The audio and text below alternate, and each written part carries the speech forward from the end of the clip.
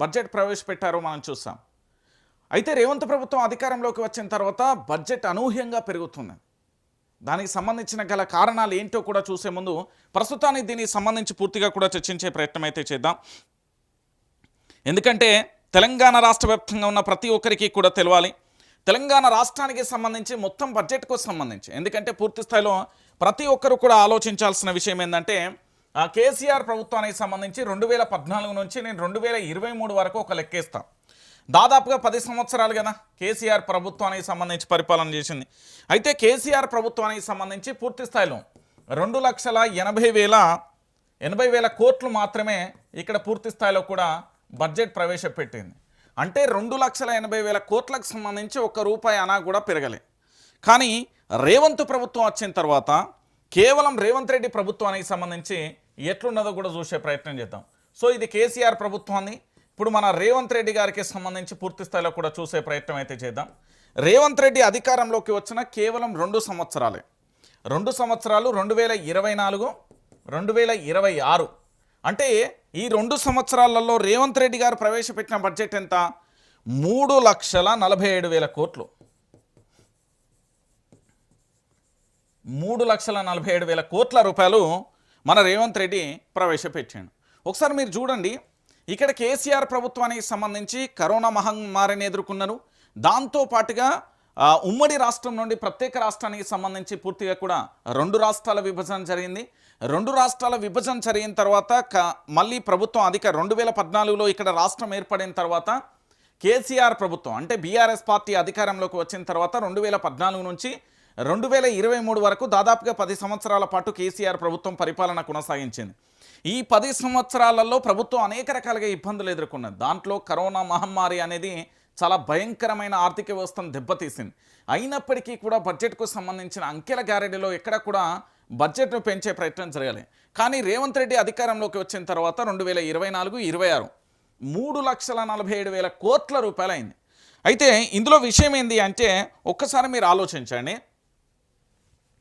ఈ 2 సంవత్సరాలలోనే 3,47,000 కోట్ల రూపాయలు అయితే 2 సంవత్సరాలలో ఇంకో 3 సంవత్సరాలన్నది కదా, అంటే 5,00,000 కోట్ల రూపాయల బడ్జెట్ దాటే అవకాశం ఉంది. బహుశా భారతదేశంలోనే చరిత్ర సృష్టిస్తుందేమో కాంగ్రెస్ అనే ఒక అంశం అయితే తెర మీదకి వస్తున్నది.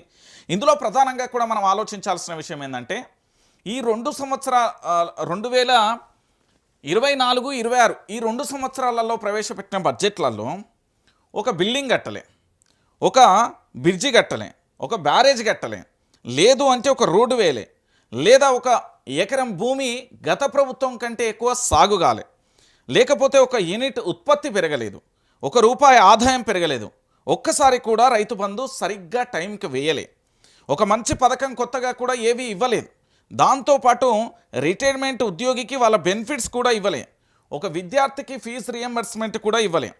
అప్పులు పుట్టాలంటే కలిగే సామర్థ్యం అంటే పూర్తి స్థాయిలో ఆదాయం ఉందా లేదా అని చూస్తాను.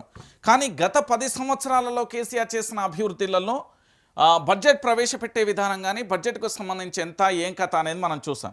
కానీ ఇంత అప్పు చేసిన తర్వాత పూర్తి స్థాయిలో తెలంగాణ అప్పుకు సంబంధించి నేనేమంటున్నా ఇది మన కేసీఆర్ ప్రభుత్వానికి సంబంధించిన అప్పు 2,80,000 కోట్ల రూపాయలకు సంబంధించి అప్పు చేస్తే 3,47,000 కోట్ల రూపాయలు మన రేవంత్ రెడ్డి అధికారంలోకి వచ్చిన తర్వాత అప్పు చేసేయండి. ఇక్కడ ఇది కేసీఆర్ ప్రభుత్వానికి సంబంధించిన అప్పు అండి, 2,80,000 కోట్లు ఈ దీంతో పాటుగా ఇక్కడ ఈ 2 సంవత్సరాలలోనే మనోడు 3,47,000 కోట్ల రూపాయలు అప్పు చేస్తే కేసీఆర్ ప్రభుత్వానికి సంబంధించి 2014 నుంచి 23 వరకు 2,80,000 కోట్ల రూపాయల ఇక్కడ మనోడు అప్పు చేసిండు కేసీఆర్ ప్రభుత్వానికి సంబంధించి. 10 సంవత్సరాలలో కరోనా మహమ్మారి ఇతరత్ర అన్నింటినీ బడ్జెట్ ప్రవేశపెట్టే విధానం కానీ దాంతోపాటు ఆదాయం ఎంత ఖర్చు ఎంత అన్నీ చూసుకున్నప్పటికీ కూడా కేసీఆర్ ప్రభుత్వం పూర్తి స్థాయిలో 2,80,000 కోట్ల రూపాయల అప్పు చేసింది. కానీ కేసీఆర్ ప్రభుత్వం రేవంత్ రెడ్డి ప్రభుత్వం కేవలం 2024-26 అంటే 2 సంవత్సరాలలో మాత్రమే 3,47,000 కోట్ల రూపాయల అప్పు చేసింది. ఇందులో ఇంకో 3 సంవత్సరాల సమయం ఉన్నది. రేవంత్ ప్రభుత్వం అధికారంలో ఉండడానికి ఇంకొక 3 సంవత్సరాల సమయం ఉంది. ఈ సమయంలో పూర్తి స్థాయిలో 5,00,000 కోట్ల రూపాయల అప్పు చేసే అవకాశాలు కూడా చాలా స్పష్టంగా కనబడుతున్నాయి. ఎందుకు నేను అప్పుల కుప్ప గురించి చెప్తున్నా అంటే బడ్జెట్ అనేది 2014 నుంచి 2023 వరకు ఏ విధంగా ప్రవేశపెట్టారు అనేది మనం చూసాం గతంలో. ఆ 2014 నుంచి 2023 వరకు అయిన అప్పు కేవలం 2,80,000 కోట్లు మాత్రమే. కానీ ఇక్కడ రేవంత్ సర్కార్ అధికారంలోకి వచ్చిన తర్వాత 2024-26లో 3,47,000 కోట్ల రూపాయల అప్పు చేసిండు. అంటే 2 సంవత్సరాలలో రేవంత్ రెడ్డి సర్కార్ చేసిన అప్పు 3,47,000 కోట్ల రూపాయలు. ఇది రాష్ట్ర శాసనసభలో రాష్ట్ర ముఖ్యమంత్రి యనుమల రేవంత్ రెడ్డి గారు చెప్పిన మాట. అంటే ఇంకో 3 సంవత్సరాల సమయం ఉంది కాబట్టి ఇక్కడ పూర్తి స్థాయిలో ముంచే ప్రయత్నం చేస్తాడా, తేల్చే ప్రయత్నం చేస్తాడా అంటే ముంచే ప్రయత్నం జరుగుతుంది అంటూ విశ్లేషకులు వాదిస్తున్నారు. ఎందుకంటే రేవంత్ రెడ్డి 2 సంవత్సరాలలోనే 3,47,000 కోట్ల రూపాయల అప్పు చేసిందంటే ఇంకో 3 సంవత్సరాలలో 5 లక్షల కోట్ల రూపాయల అప్పు చేసే అవకాశం ఉంది అంటూ కూడా పూర్తి స్థాయిలో కూడా తెలుస్తున్న పరిస్థితి అయితే కనబడుతుంది. సో ఇదే విధంగా అప్పుల కుప్పగా గనక మారుస్తే మరి ఏంది పరిస్థితి? ఇప్పటి వరకు మనోళ్ళు ఇక్కడ ఒక బ్రిడ్జి కట్టలేదు, లేకపోతే బిల్డింగ్ కట్టలేదు, బ్యారేజ్ కట్టలేదు, రోడ్ వేయలేదు, ఎకరానికి 1 ఎకరం ఎక్స్ట్రా సాగు చేయలేదు, విద్యుత్ ఉత్పత్తి లేదు, లేకపోతే రైతు బంధు సరిగ్గా వేయలేదు, రిటైర్మెంట్ ఉద్యోగులకు సంబంధించి బెనిఫిట్స్ ఇవ్వలేదు, విద్యార్థులకు రియంబర్స్మెంట్ ఇవ్వలేదు. ఇవన్నీ ఇవ్వకుండానే 3,47,000 కోట్ల రూపాయల అప్పు చేసిండు రేవంత్ రెడ్డి. మొత్తం 10 సంవత్సరాలలో కేసీఆర్ చేసినప్పు కేవలం 2,80,000 కోట్ల రూపాయలు మాత్రమే అప్పైనాయి. అంటే ఇంకొక 3 సంవత్సరాల సమయం ఉన్నప్పటికీ కూడా 5 లక్షల కోట్ల రూపాయలు అప్పు చేసే ఛాన్స్ ఉంది అంటూ కూడా ఏంది అంటే ఎకనామిక్కి సంబంధించిన ఎక్స్పర్ట్స్ చెప్తున్న అంశం.